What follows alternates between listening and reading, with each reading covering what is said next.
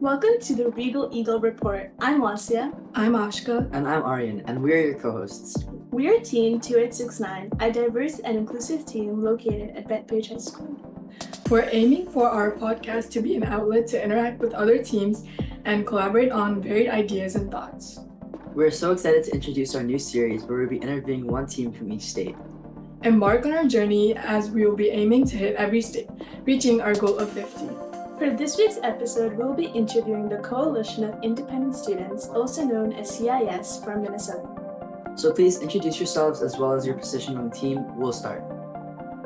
I'm Aryan, and I'm the CAD/CAM lead at on our team. So I basically do all the CNC milling for our bot and basically like cut whatever plates we need, 3D print whatever we need, etc. I'm Wasia, and I'll manage the podcast and any operations work. And I'm Ashka, and I'm also a member of the operations team. I'm Amelia. This is Team 4607. Amelia, the captain. I'm also the operator. I'm Eli. I'm our drive coach, and then I help with our CAD and build processes. And I'm John. I'm our build lead, as well as I manage our CAM and CNC. Okay, so we'll start with our questions. So our first one is, how was your team founded? Like, what is its origin? So our team was founded originally as an idea in 2012, and then our first rookie season was 2013. So really it started with a group of parents and teachers really recognizing that we want to start robotics, and we thought it was really cool. It started off with just a group of students going down to the state tournament that was hosted in 2012. And then in 2013, it was just a huge kickoff.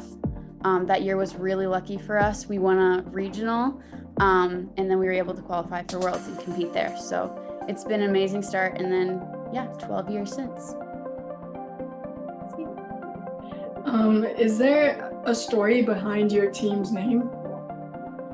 So we are named C.I.S because our founding group was huge Star Wars fans.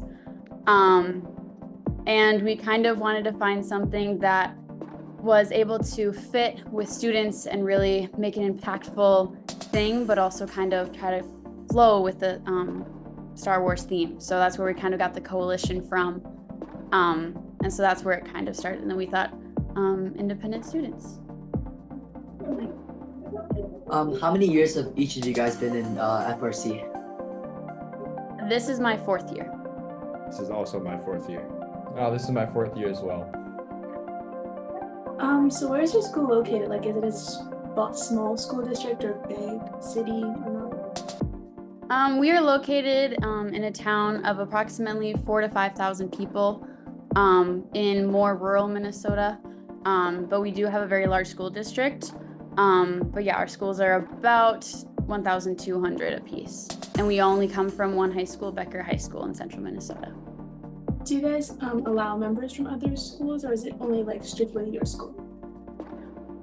We have not allowed members from other schools. We have allowed homeschool students, but we do have many active FRC teams in our area and other schools. Like all of the schools surrounding us either have FRC in first or they run a VEX program. So we definitely try to keep within our school, and then obviously allow homeschool children in our district.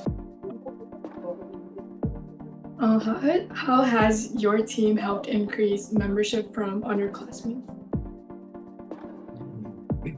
Yeah, so I think just coming from a smaller school district compared to, because we kind of sit outside of Minneapolis, the cities, and so we try to hold like events. We do Coding for Cookies, which is an event we hold for Girl Scouts, but also potential kids within the school district to see what we do.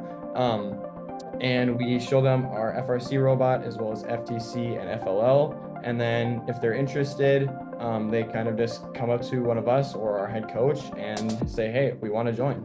We also have multiple FTC and FLL teams that the FRC kids help mentor.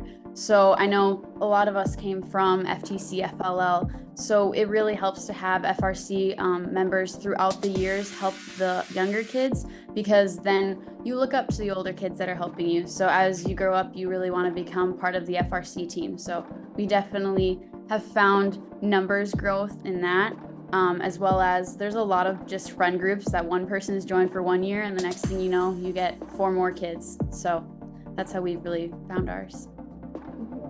How many people are in your team? On our FRC team, we have 42 students. What are some ways your team has like generated sponsors?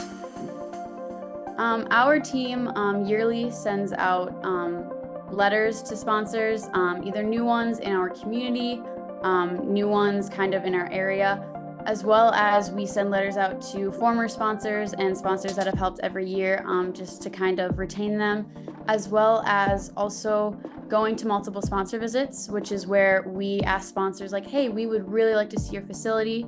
We would also really like to show you our robot and our team to show you what your money is going to. And so we just really pride ourselves in making sure that our sponsors feel like they are getting their money's worth out of it, and they can see the impact that they have on all of the kids in the program. Can you guys list some of the sponsors you guys have?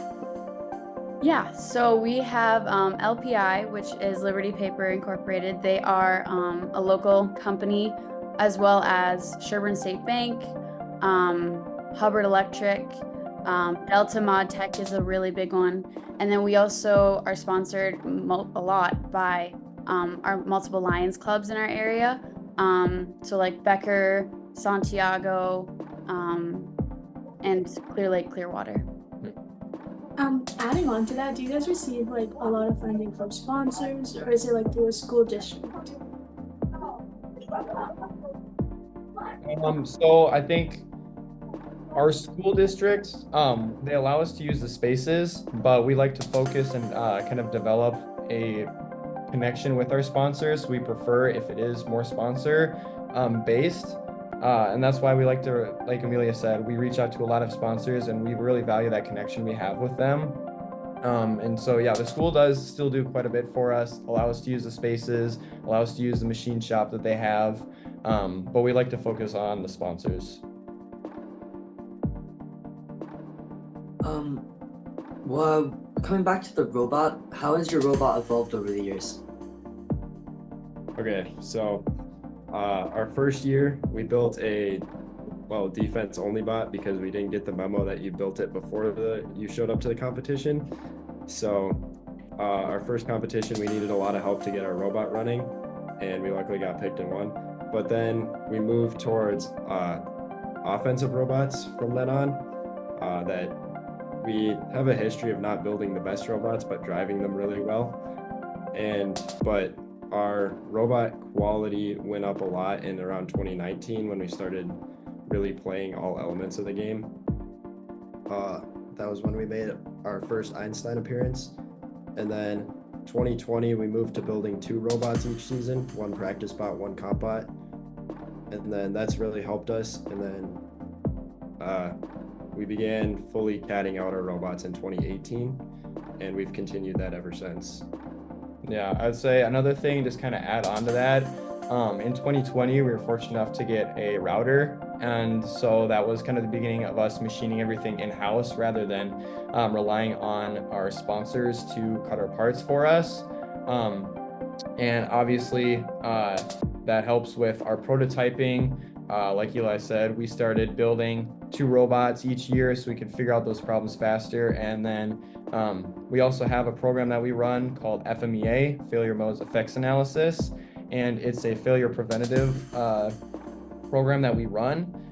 And so before we fully build a robot when it's in the design stages, we sit down as a group and we figure out what parts of this robot could fail, what parts of the robot have failed in the past.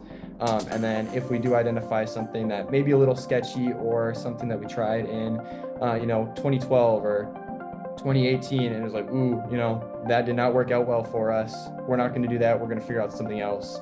And then kind of the other half of that is while we're in the competition, while we're down in the pits, we have a pit checklist as well as another documentation. And we document all of the problems that happened during that competition. and we come back and again sit down and have another meeting where we go, okay, so we pivoted from this design that we thought was going to be sketchy, but turns out this is actually worse. And so we're going to try something new here that, you know, we haven't tried in the past and that we think that's going to work. And that's kind of, I believe we started that in 2018. And so again, like Eli said, from then on, combined with CAD, combined with the router, we've really kind of streamlined a process that we like, building reliable robots. Are there like new parts you guys added, like a swerve drive recently or anything like that? So last year was we built a off-season swerve drive in the 2021 season, and our programmers never really got around to it. So we used a tank drive still in 2022, but then in 2023, we implemented our first ever swerve drive for competition use. And from that, we've gone on and we started experimenting with different wheels and stuff.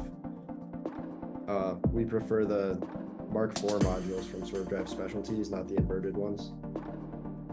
Yeah, we use the Mark IV swerve modules. I think we're running crack and swerve right now. Yep, same.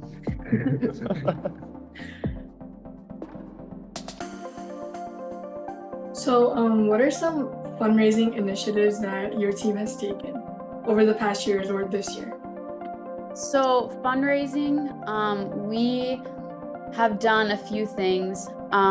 We have opened up a store on Shopify for apparel and other items that just kind of produce some income kind of throughout the year. It's not really large, but it's there. That's one kind of new initiative that we've started. We have done multiple fundraisers throughout the years to kind of test what works, including like meat sale fundraisers. We sold ice or salt for ice and water softener salt, as well as a pizza fundraiser. We've also found that before we go to Worlds, we have done a spaghetti dinner night. So that's where we basically just get a bunch of spaghetti dinner supplies, so all of the food and all of that, and then our team serves it to community members. So we send out a bunch of flyers, have them come in. Along with that, we do a bake sale on that night with supplies, or not supplies, bakery items that were donated from team members, as well as we would sell like old shirts and different things like that.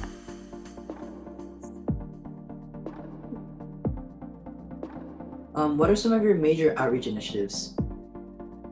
So outreach, some of our biggest ones is Coding for Cookies, as John had mentioned earlier, which is where we've brought in over 100 Girl Scouts in the past year and a half, 2 years, to learn about STEM.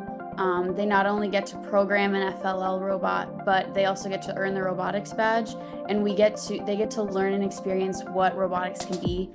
We've even gained team members from it, which is really amazing. Other outreach that we've done is Robo Rally, which is open to kids ages, I think it was kindergarten through second. They come in for a few hours after school during designated sessions, and we basically just do an expanded version of Coding for Cookies, which is teach them how to program the FL robot. They get to drive around an FTC robot, and then they get to see our FRC robot kind of in action, and they get to do some small controls with it as well. So those are kind of our big outreach for reaching kids in our community, as well as we've done like trunk or treat in the past, where it was you set up literally a car trunk with a bunch of candy and you dress up, and you have kids come around in a parking lot and they just get to trick or treat in a safe place. Mostly that happens on weekends, with Halloween on weeknights and stuff like that. Oh my gosh, what else? Jumpstart. Well, Jumpstart isn't really too much outreach, but Jumpstart, if you guys want to talk about Jumpstart. So what we do, we host, or the past couple of years, we've hosted training sessions at our high school, and then we're moving back to the local university here, St. Cloud State. And we will be, what it is there's 5 rounds of like 5 sessions or more than that. There's a lot of training sessions that people can go to, and people from all over Minnesota come in to either give training sessions or attend them. And it's been really successful, and I believe it's been adopted in Colorado. It was adopted by Medtronic, a large medical company. It started in Fridley headquarters, and then they have brought it down to their Denver location in Colorado, as well as they are launching in Boston here in 2024. We started Jumpstart in 2015 after kind of realizing, hey, we kind of had a crappy year, and it's because we really siloed ourselves and we didn't share anything with teams in our area. And we really realized that in order to be successful, you need to ask for help. You need to learn the knowledge that maybe someone else saw insight in. And we kind of noticed that throughout our community and the community of just FRC teams. And we're like, it would be amazing to get a whole training event together where teams can share their expertise, and they can also share like, hey, this is what went really wrong last year. Please don't do this. This is the steps our team has taken. But yeah, as he said, we have run at the high school for a few years, but it is moving back to St. Cloud State. More outreach events that we've kind of done is we always go over to our primary school, which is ages kindergarten through second grade, and we do a showcase for for kindergartners and for second graders, and we just showcase our robot, show them what we can do. It gives them an interactive point where they can ask questions. We also do backpack buddies, which is packing meals that kids who may not have food at home for over the weekend can take home. And so they have food and they have snacks throughout the weekend, so to last them from school on Friday to school on Monday. And then we've also started working with Compassion Connection, which is another organization that works with foster placement homes and foster families and foster children. And we've really liked working with them. We've invited the kids in to work on a STEM project if they like, and to tour our facility. So, yeah. Have you guys done anything in terms of international outreach or like look towards it? We have not done any international. Our closest thing to that is with Coding for Cookies. We have started a mobile pack out, which other teams in our area, that's as far as we've branched currently, but we're looking to do that across our area for them to be able to take it so they can have their own little session in their own schools for Girl Scouts, as well as we are reaching out to the Girl Scouts head group in our area as well, to kind of spread it across the state and even closer into Wisconsin. It's really cool because we do something really similar with Jumpstart. Like we do Regal Eagle roundtables where we invite like a bunch of teams across the area. We talk about like what we learned from last year, and we talk about like new initiative we started last year. So yeah, it's really cool. Also, on your website, you guys talked about I think it's called Shamrock Showdown. Do you guys still use that? Like, do you guys want to talk about that? Yeah, sure. I'll talk about that. So what we are doing this year, we did something very different from what we've done in the past, and our first regional is week 4, and so traditionally we've gone to week 1 or 2. So we were a little worried about not seeing too many teams before our regional with our finished robot. We do go to 2 week 0s, but so what we are doing is we're hosting a scrimmage on the Saturday of week 3 because there's no competitions in Minnesota or really anywhere surrounding. And we kind of just opened it up for anyone who wanted to come. I believe we have like 22 teams are coming over. And we're going to have basically another week 0 in the middle of competition season. We also kind of recognize, like, with there being no regionals during that week, we know how much robot work and how much drive practice gets done in the few days between a regional and the few weeks. And so we really want to be able to have teams in our area and across the state really showcase what they can do, as well as be able to get as much practice time as they can to prepare for regionals in a competition setting. Yeah, it's really cool. We host like a week 0 event this week, actually this Sunday. It's called the Regal Eagle Report. We did the same thing. Like we give everyone, it's like an off-field, like it's like a knockoff competition event. Like it's kind of competitive, but it's not really. That's really cool. Also, when you guys were contacting us, you guys mentioned that you guys host a podcast. Is that true? We have in the past. This year we have kind of changed it up with other leads coming in, how we have it. We just kind of changed it up, and now we're kind of transitioning media. We might come back to the podcast, but we have not done any podcasts this year. So we know your team received chairman's a number of times. So what years did you win it? And also, like, what initiatives in that year do you think pushed you guys to win? So we, oh, you know. I was gonna say, I think we were talking about it at lunch actually Yeah. today. I think we won 6 or 7 times. We had 4 in a row, almost 5. And I think that kind of streak started right around, was it 2018? Was it 2018? 20, yeah. 2016. 2016. Yeah, so we've always had a really strong chairman's team. We like to, like kind of like Amelia said, we like to reach out to other teams. We don't like siloing. And that really kind of pushed us to start objectives that were more community based. And that kind of got other teams more active, that were siloing as well, because, like she was saying, 2015, we had a really bad season, and that's kind of what pushed us to start Jumpstart. And that really kind of just started that spark for that, us to be a good chairman's team. And I think it also helps with the 2015, we really opened up to an open shop policy, which means if our shop doors are open for us to work, then just come on in. Any other teams that either want build help, programming help, just to use the tools, or just to use the amount of field that we have. Just for that, I think that's been a huge thing. I don't know if there's one specific outreach event or specific event that has won us chairman's or impact now, but I think it's just the constant progression of what we want to do for our community. And we also know that other communities might want to adopt it as well, and we are always looking for a new thing to branch out to. Have you guys always had like fully built field every year? We have not.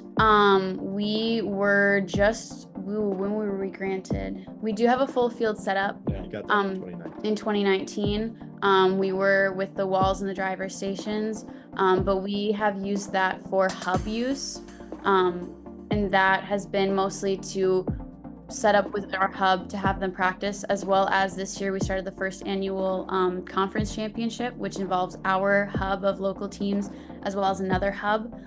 So we use that in that perspective. We have always had carpet. Either we've used media center carpet driving carefully, or we in the past years have bought carpet or have got carpet from regionals if we've helped take them down and stuff. We've gotten those, and so we don't have a full field setup, but we do have a lot of parts that we do need for a full field. Yeah, and that's kind of where the school kind of really helps us out with that. They let us use one of the lunchrooms actually, so we're able to, during build season and some of these week zeros, lay that out and practice. And then they also let us use the gym for when we want to hold our conference champs. So yeah, we've been really fortunate with the school that they let us do that. And then starting next year, in 2022, we passed I think $2 million referendum. Am I correct? Referendum, and there was part of it was allocated to a STEM center, which was built on campus in our district. And so when that is hopefully finished here in the next few months, that will house a full field setup that we can use to host FTC, FLL, as well as our robo rallies, as we talked about before, and coding for cookies, and as an opportunity and a space for teams to really come in from around the area to use as a practice field as well for a competition setting. It's really cool. So you guys went to Worlds, of course, and how was your experience like during Einstein's last year, and what's like your favorite part or like important takeaway? I don't think there's really a part that stands out as the favorite. I think the whole experience, at least for me, was really awesome, especially since kind of just we are, at least Amelia and I are the class coming out of COVID, and so it was kind of tough for our team. We didn't build a robot in 2021. And so 2022 was kind of new for us when we were fortunate enough to go down there, and we saw how awesome it was, what Einstein could be, where we wanted to go. And so I think last year that really kind of lit a fire under us, and we, pushed, and we were fortunate enough to get onto Einstein. And I think it was an amazing experience. We learned so much, especially with our alliance partners. But yeah, at least for me, I mean, I think the whole thing was just amazing. Well, my experience, seeing as I'm the drive coach, I had a great time. It was very, it looked exactly like it does in the videos from the field, which was surprising to me. And I made a lot of friends, actually. That was the best part for me, was just getting to talk to new teams that I probably normally wouldn't have talked to. It was just an enjoyable experience, and I was happy to make it.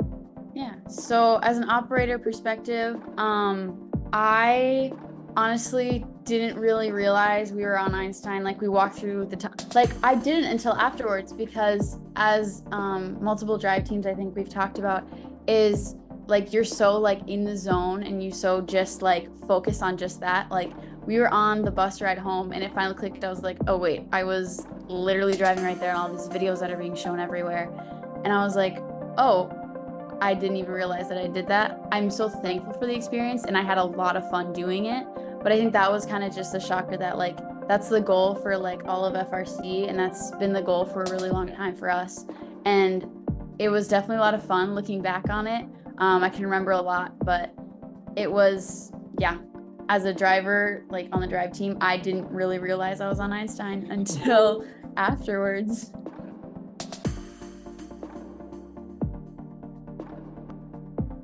What sparked your guys' personal interest in robotics? I've always loved kind of being more on the build side of things. As a kid, I used to like take apart my parents' old computers and kind of just look at the insides. I had really no idea what was going on. I still really don't. But I think, you know, it's just kind of that curiosity. And then I moved to Becker, so I did not grow up here. And I can still remember one of the mentors for FTC and FRC. I was still in middle school, kind of came by, walked down the high school hallway that we operate out of, and I saw all this stuff, and he kind of took me in and showed me around. I was like, this is what I want to do. You know, this is awesome. And so I'm pretty sure right then and there I signed up for FTC, and then I've been in the program ever since. So during COVID, I became best friends with our coach's son. And so in 2021, my friend asked me basically if I wanted to come see what robotics was about on a Saturday. And so I said sure, and I showed up, and our coach bought me chicken strips, and then I drive the robot, and I've been here ever since. Yeah, so mine is a lot more different, I guess. My dad basically was like, well, you should try being an engineer when I was in 7th grade.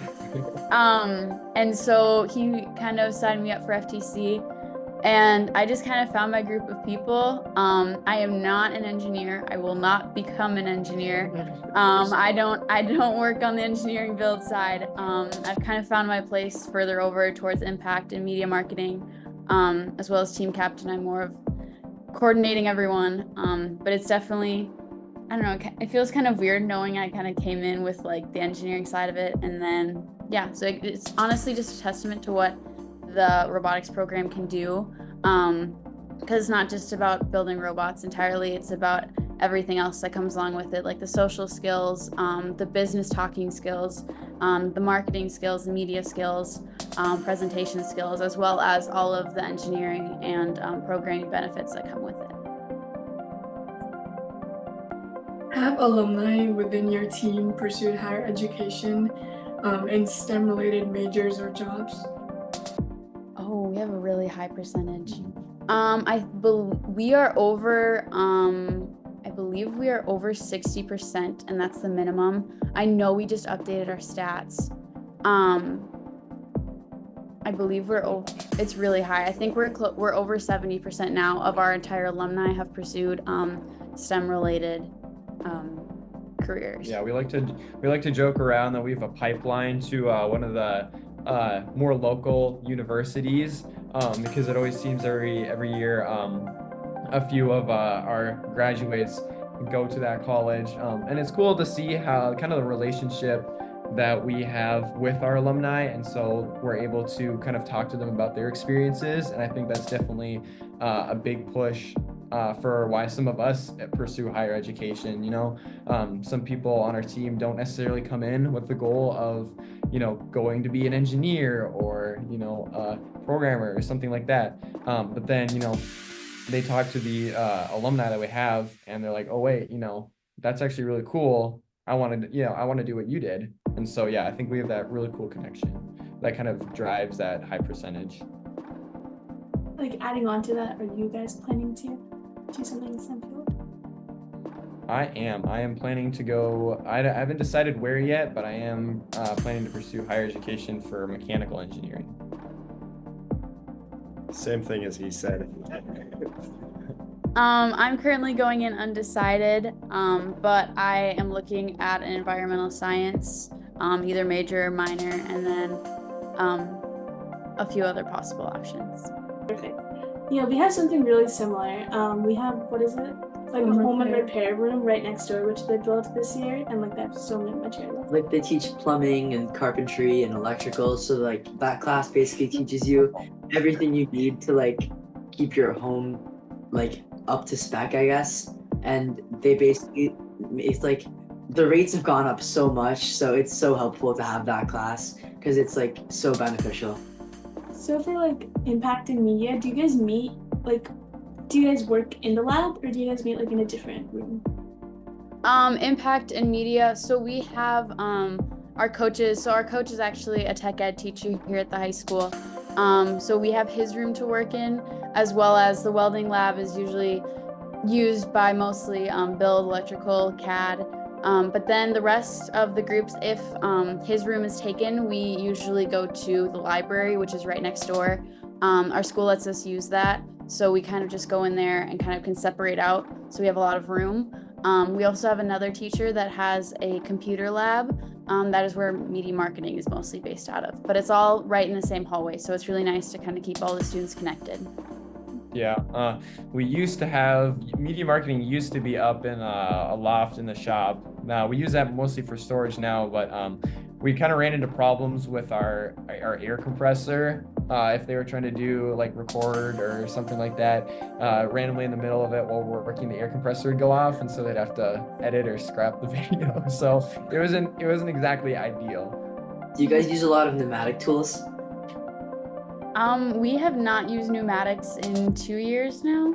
Yeah. 2 years. So the only thing that we have that really runs, well, our CNC mill and router both use air to assist the Z axes. Mm-hmm. But other than that, and they obviously the air for cooling, but other than that, we sometimes use the air gun to blow off parts.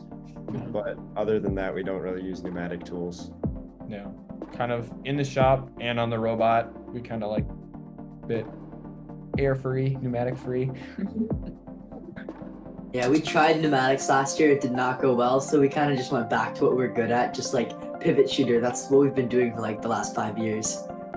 Yeah, I think last year especially, when we didn't have, because I think we've always to some degree ran pneumatics on a robot. Last year I think was the real first time that we didn't have pneumatics, and I mean, it was amazing. I mean, it probably took off like 10-15 minutes of inspection time. We didn't have to worry about leaks or anything. So yeah, it's really nice not to have pneumatics, and it's kind of one of our main points that we keep in mind when we're designing. We're like, if we can, let's not design with pneumatics in mind. It's also made the robot a lot quieter, which is a lot nicer to do practice with, so you don't have pneumatics randomly blaring. So now it's more like, do you guys have any questions for us, for our team? Yes. We'll start with how do you guys really like do your Regal Rampage? So I think we start contacting teams in like December, and we this year we have 25 teams signed up. And then plus our 2 bots that are currently working, maybe a third if it gets up, but I doubt it. So we contact teams like all around us. Like you have, sorry. Okay, yeah. We have a lot of teams around us. So we contact them. We gain we do like invoices. So we have like an early registration invoice amount and like a late registration fee. And we built like from January after kickoff, we start building the fields like our team members and like mentors, like parent volunteers mainly. We all work together to build like the whole field out of wood. And yeah, that's just, I don't know. And this year, for the first time, since Rampage has been going so well for the last 6 years now, I think, maybe 5. But since teams have liked it so much, we wanted to like extend it since our school has like limited space for us to set up the field. So at our local church, which is like maybe 5 minutes away at most, we're setting up the field for like the next week after Rampage. So since Rampage is on March 3rd, for the next week after that, the field will be open for teams to come from 4 to 10 p.m. So 6 hours each day, and then they can book slots to use the field and practice whatever they want. And it's going to be a fully like competition scale field with all the right dimensions and everything, so they can come and practice and do whatever they want.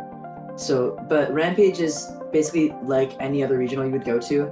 We have qualifiers, and then we have an alliance selection and like team rounds like that we will run, and it's a lot of fun. And I'm a sophomore, but in the 2 years that I've been doing it, I love the robotics team, and I find it so fun. And we also have like our elementary schools, they present their robots there.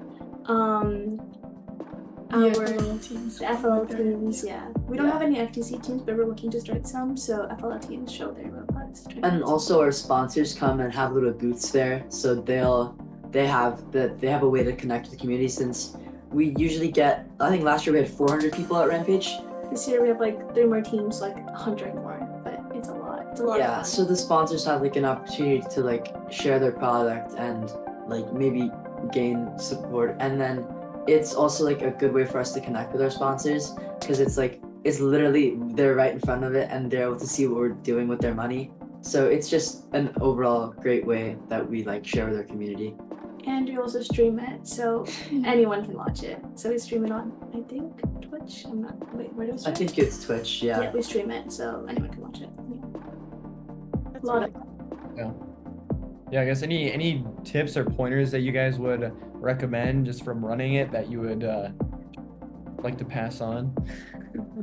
I think one of the big things is like organization. Like I think it's important to get, I don't know, like especially because we sell food, like our parent volunteers help make the food, sell food, like we organize the menu and like how we're selling what to get from food sponsors, things like that. So I think it's like a lot of planning's involved. Like we start planning this, we literally start contacting teams from December, and we start planning right after kickoff. Like building the competition field is like literally the day of kickoff. All the parents start meeting. So I think like organization is like one of the biggest things, like making sure you have people designated to doing this or people designated to doing that, and like build team working on the robot, making sure you guys can compete at the own thing you guys are hosting. So that's really important.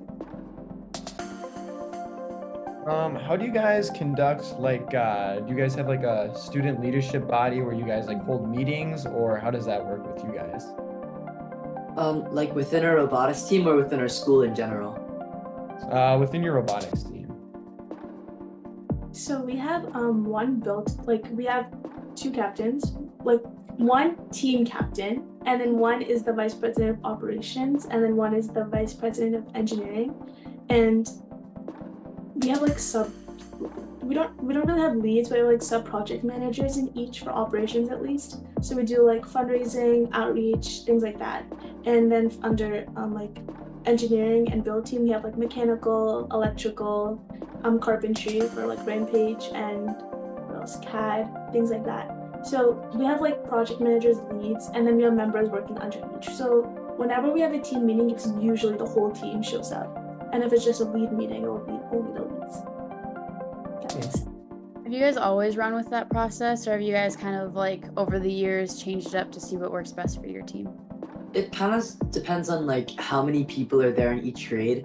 Like For this year, we have so many juniors and seniors, but in previous years and upcoming years, I guess, because my grade only has maybe 2 people from my grade interested in robotics, but then I think there's at least 15 graduating seniors that are a part of the team. So the depends on how many like people are interested in robotics in that year work, because usually the leadership roles go to upperclassmen as they have the most experience.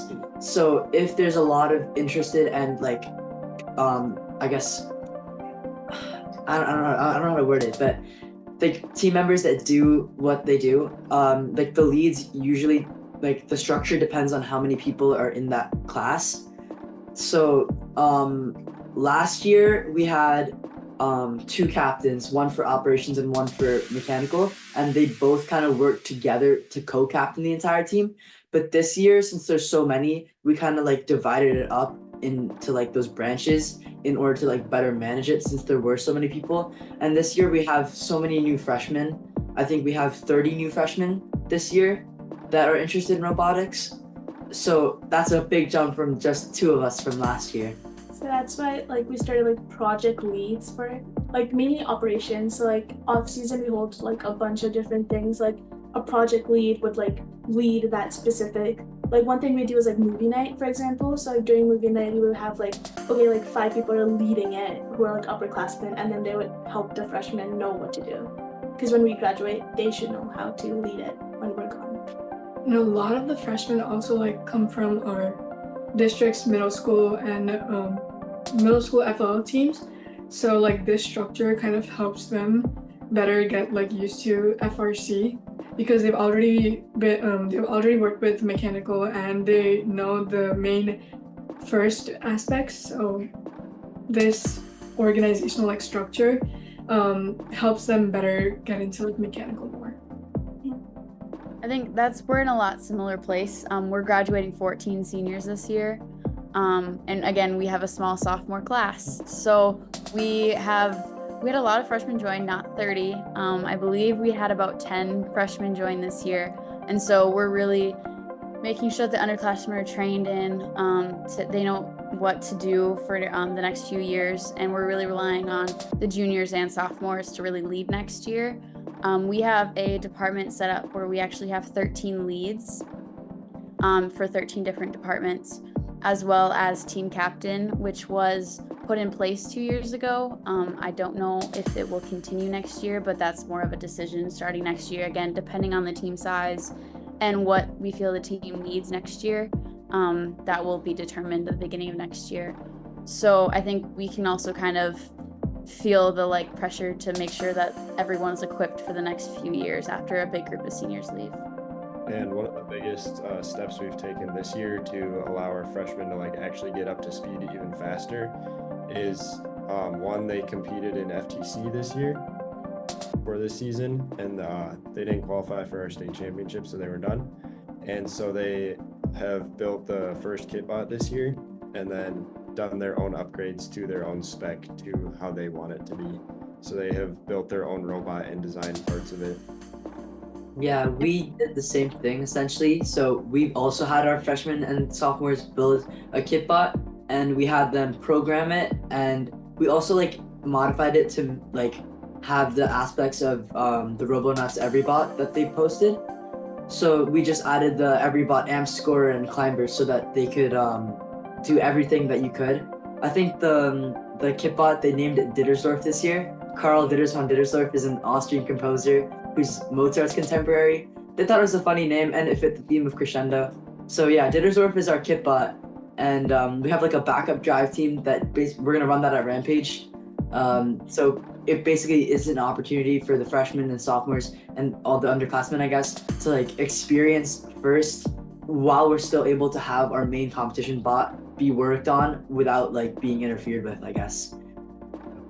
It's like a great opportunity for them to like learn how the bot works, how to program it, and all that. That's what we had too. They had their own set of mentors helping them directly, as well as the programming. And then they were able to drive the last 2 week zeros, which was really amazing to see them just improve so much. And they were having so much fun. And then their final drive competition style will be Shamrock Showdown Yeah. for this season, and then we don't know what's going to happen in the off season next fall. But So you guys also qualified for Worlds last year, and I believe 2022 as well, if I'm correct. What was your guys' experience at Worlds last year? How did you guys enjoy it? I went last year. It was really fun. I met a lot of teams, especially internationally, because in New York, like a good amount are international, but we don't really see anyone like from like Japan or places like that. So it was really nice interacting with them and seeing all the different robots that they built, especially outreach, because that's what I'm into. So seeing how they interacted with other teams, especially at an international level. So that was my favorite part, and especially watching Einsteins and all that, the hype. As a sophomore, I haven't had a chance to go to Worlds yet, but from what everyone says, I'm so excited for like meeting all the other teams and then just like the experience as a whole. I think our school does like where we like tour Houston, I guess, and they do lots of activities around like for that week that they're there, just to make it like a more fun experience, and I'm really looking forward to it. I did not go last year either, but like from my experience at the regionals, my favorite part is definitely like interacting with teams, and I like especially going up to the international teams' booths and seeing what different like what their team does, and I like collecting their pins too a lot. Yeah, I like to talk to them, and just it's a nice way to like make new friends too. yeah, so I know you guys kind of asked us a while ago, but why did each of you join either the first program or just FRC? I joined first in 2019 for City Shaper in FLL. That was my 6th grade year. I'd kind of been doing robotics, not officially, but like with like friends in the district. Like our seniors this year, they've been doing robotics since not Into Orbit, but the year before Into Orbit, 2017. So they kind of ran like a demo at our elementary school, and that got me really interested. So in come middle school, I wanted to join the team, and I've been doing it ever since. I did FLL from 6th to 8th, and then from 9th, and currently I'm doing FRC. I was on our middle school team's FL team as well. I was into like the project side, so I helped with like the project, core values, and all of that. So that got me into like outreach and helping out with that. I wasn't part of FOL, but during my freshman year at our high school, I heard of robotics, and a lot of my friends were already a part of the club. So I decided to just go to the first interest meeting, and I was really interested, so I decided to join, and I've been a part since. How have you guys, more of I guess a build robot question. How have you guys worked to improve your robots as well? I know you guys said that you guys don't actually use pneumatics very often, which I thought was a little surprising. I feel like it's very common. So what do you guys do to kind of just, improve your robot each year? I mean, for as far as pneumatics goes, I don't think we've used pneumatics in a very long time, at least 5 years. So, yeah, our team doesn't really know much about pneumatics, as our team hasn't really been big on it, so it wasn't really passed down. So last year we tried to learn about it, but like there was like a couple hiccups in building our pneumatic arm, so we ended up just scrapping that and going for a pivot shooter, which we're used to. And like if it broke, don't fix it. So we kind of just like kept on with that. We were used to like wheelie intake and all that. So since the pneumatic arm didn't really work until didn't work at the last minute, we kind of had to like go back to something that we were used to so we can do it quickly. So we switched to wheelie intake, and that worked well for like picking up the cones and cubes last year. But the last year was our first time using swerve drive. Before that, I think we were a tank only bot. But we used swerve, and it was so great. We decided to use it again this year, We after using like the original swerve wheels, the Mark IV, like the silver ones with the black tread on the outside, saw that it was like rubbing after constant use and it was getting like worn down. So this year we switched to Coulson wheels, the gray ones. So we're using that on our bot and we hope to like do good this year. But again, we haven't had any competitions yet. Rampage will be our first, but it's looking good. Nice. Do we have any further questions? I guess do any of you know what kind of propelled you guys to start the Regal roundtables? What kind of what? Regal roundtables. Why did you guys start those? I'm not really sure why we started them, but this is our 7th annual Regal Eagle Roundtable, so we've been doing it since the past 6 years.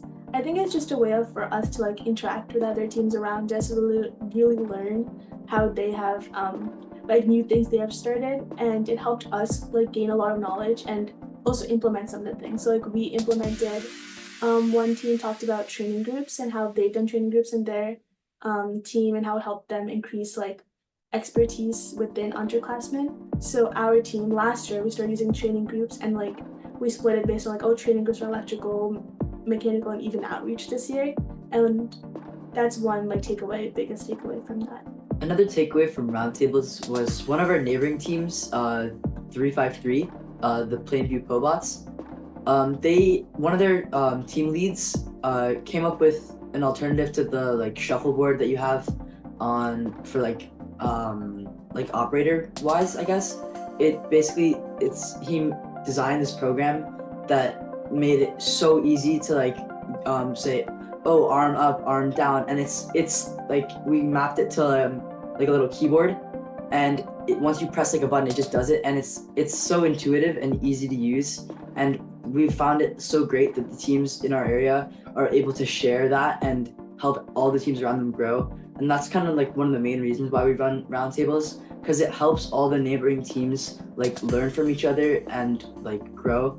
So last year we helped mentor 9016, the C.I.S Braves, and they came to roundtables after their rookie year, and it was like great for them because they were able to see how they can improve after their first year, and they were able to give reflections on their year. And I think roundtables is just a great way for the teams to share their experiences and help the other teams grow. Do you guys bring in like local business and local professionals in your area into that, or do you guys just keep it teams only that share like experiences and stuff? Teams only. Yeah, I'm pretty sure roundtables is teams only. I haven't seen any like local businesses come in. It's more geared to FRC versus just like experiences in general. In the past, I think a couple of people from like Optimum have came down to just watch it because they're one of our biggest sponsors. So just to like see how much all of us interact with each other. What kind of other outreach events do you guys do? So like local outreach, we do like STEM nights, yeah, and we started a new program, Engineers Helping Engineers, which basically we go to our district's elementary schools and then we talk to the younger kids about first robotics. We show them our robot, and then we hold STEM nights at the elementary schools, which is just the kids get to interact with our robot. They get to see how it works, and these are just initiatives to get them more interested in robotics in general when they move to middle school to join FLL, and then when they come here to join FRC.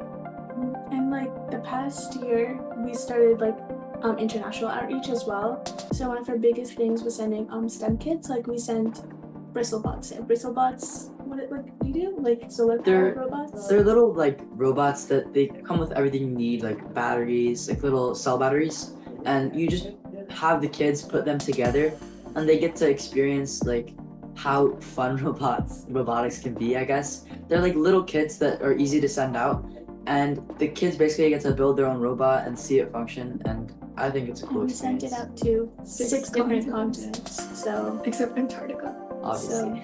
yeah, it's like so many countries, but that's like our biggest international outreach. And our podcast is one of our biggest ones as well.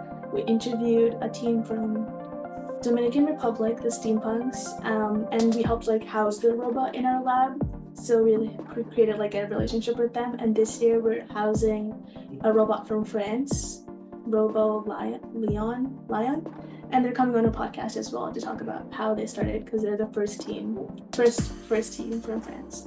Like, yeah. So cool. Yeah.